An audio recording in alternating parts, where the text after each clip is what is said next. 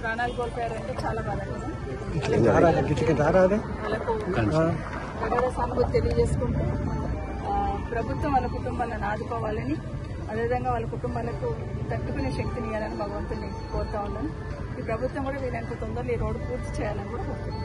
Madam, మొన్నటి వరకు NGT పేరుతో కాలయాపన చేస్తూ వచ్చారు, ఇప్పుడు కేసు కూడా విత్డ్రా అయినట్టుంది ఎన్జిటి.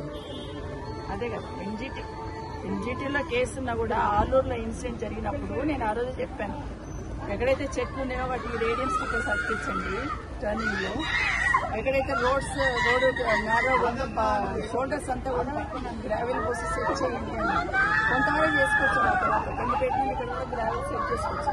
ఆ తర్వాత మొత్తం గ్రావెల్ కూడా పోయాలి. అస్సలు యాక్సిడెంట్ స్పాట్ ఎక్కడ మిర్జగూడ నుండి ఆలూరు వరకు ఉన్న స్పాట్ యాక్సిడెంట్ స్పాట్.